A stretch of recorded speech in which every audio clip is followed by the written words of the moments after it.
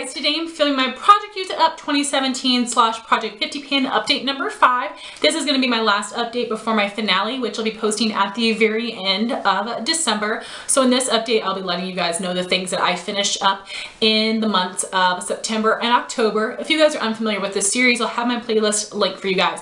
And basically the Project Use It Up items would be a specific list of items that I chose at the beginning of 2017 to finish by 2018. And then for the Project 50 Pan items, I basically just want to finish up an additional 50 makeup items. I've been doing this Use It Up series for a couple years now, and every year I've been successful with finishing a additional 50 makeup items. So hopefully, and you will see if I finish that many this year as well. So I'm going to just jump right in with my Project Use It Up items. I actually only have 3 left. In my last update, I finished a ton of them, which was super exciting. So in the past 2 months, I've been able to finish up one more of my Use It Up items. And this is a ColourPop Super Shock Shadow in the shade Amaze. I did have this in a Project Pan, which was a Project 10 Pan Drugstore Viewer's Choice Roulette, which is still currently going on. I'll have my playlist linked up here in case you would be interested in checking that out. And you guys can maybe see the color a bit. I have some remnants around the edge.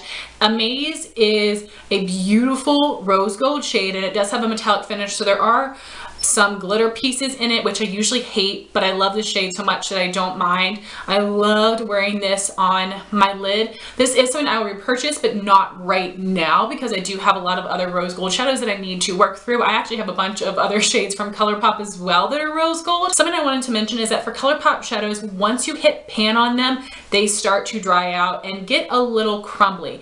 I noticed that the mattes dry out quicker than the other finishes, but this shade started getting very crumbly on me and patching off kind of funny, and it ended up wasting a good bit of product. But the reason for that is because I've had this for years. It was one of the first Super Shock shadows that I bought when ColourPop first released their products back in the day when they only had Super Shock shadows.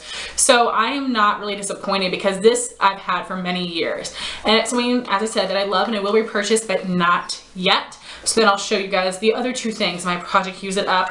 The next thing is my Maybelline Color Tattoo in the shade Barely Beige.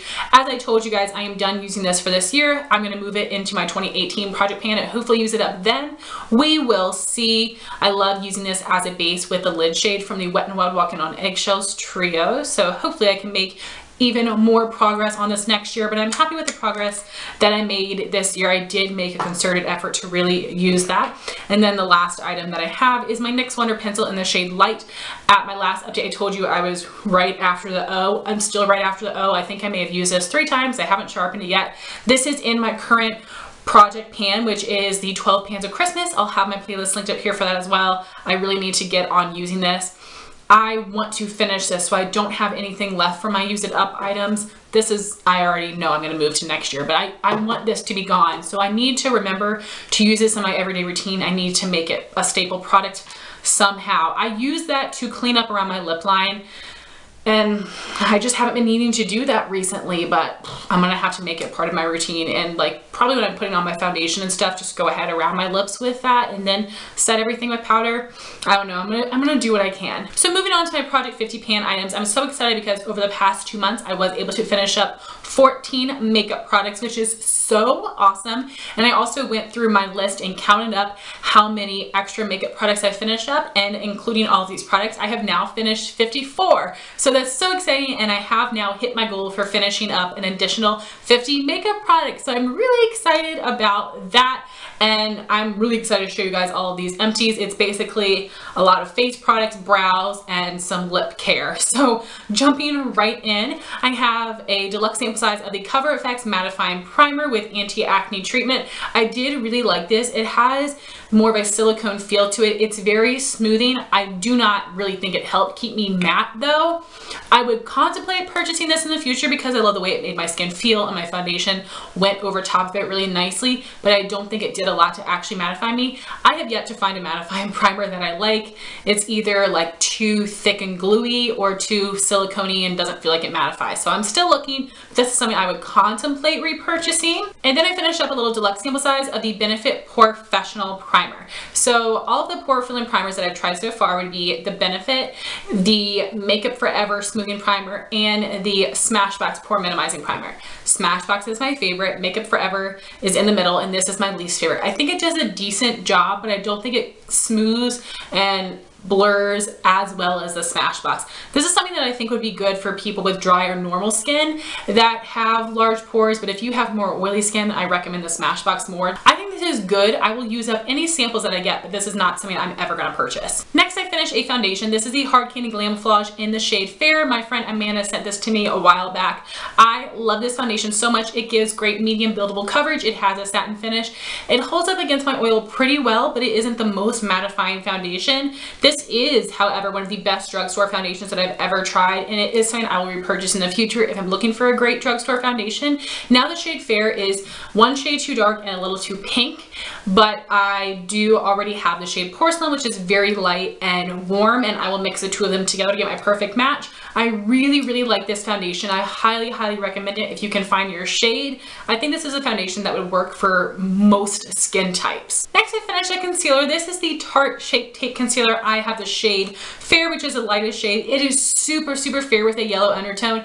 This is the lightest concealer, besides Kat Von D Whiteout, the lightest concealer I've ever used, and it is so perfect to highlight if you have very fair skin. You know it's hard enough to find a concealer that even matches your skin tone, much less one light enough to actually highlight, but this is incredible. You guys get so much product in here. I popped out the stopper and everything, and I use this every single day for about 10 months. Which is incredible. You totally get your money's worth, especially if you can get this with a coupon. I have already repurchased this and I used my points too, so I think I got it for like $5. I love this concealer so much.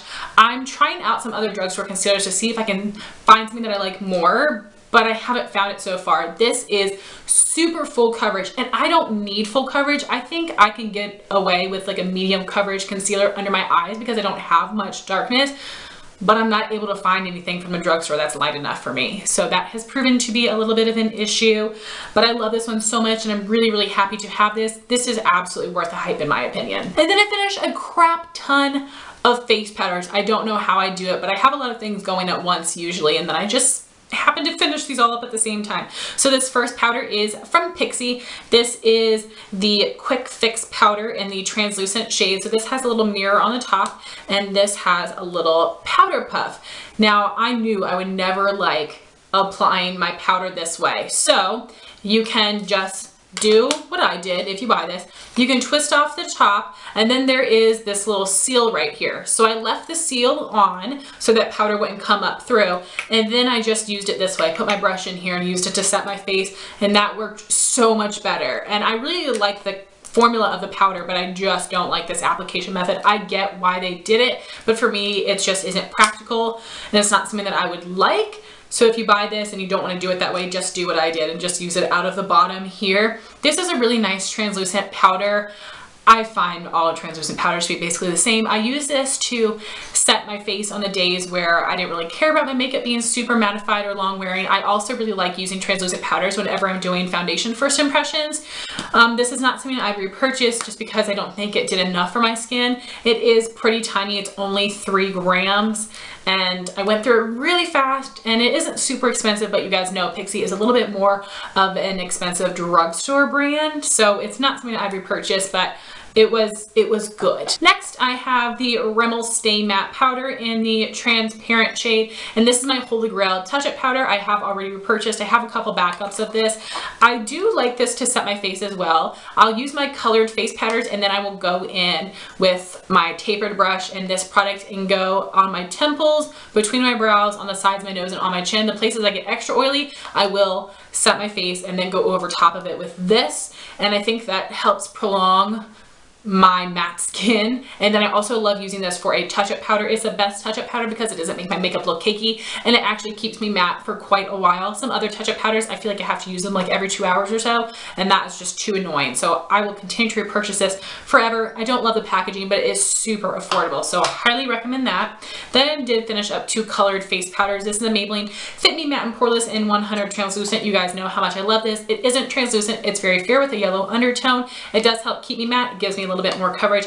This is something that I have not repurchased yet. I'm trying out some new face powders, but it is something that I will definitely purchase again in the future. It is holy grail to me. Then I finished up the Milani MultiTasker powder in the shade number 2 light medium. My friend Amanda sent this to me. I have used up one of these in the past. This is a very light yellow tone powder, but it isn't light enough for me. So if my foundation combination got a little too light, I would do a light dusting of this, and that worked really well. I do like this powder. I think it gives good coverage. It does not keep me matte as well as the Maybelline, and for that reason I would not repurchase it. Next we have some brow products. The first thing I finished is my NYX Eyebrow Shaper Wax Pencil. I usually finish up one of these every single year. This is my first step for my brows. I love using this because it helps hold my brows in place, and it also makes my brow powder actually stick to my skin as well as stick to my brow hairs.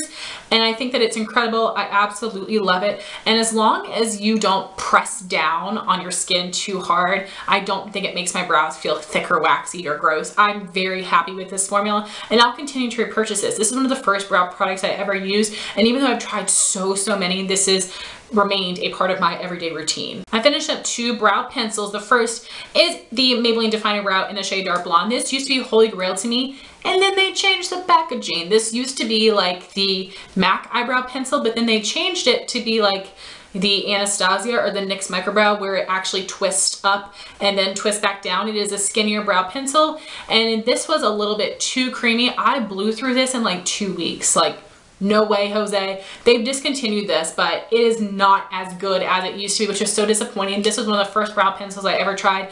Absolutely fell in love with. I went through so many of them, but I do not like the new reformulated version. I got this at TJ Maxx for like $3 or so, but it's definitely not something that I would repurchase. I was really disappointed with that.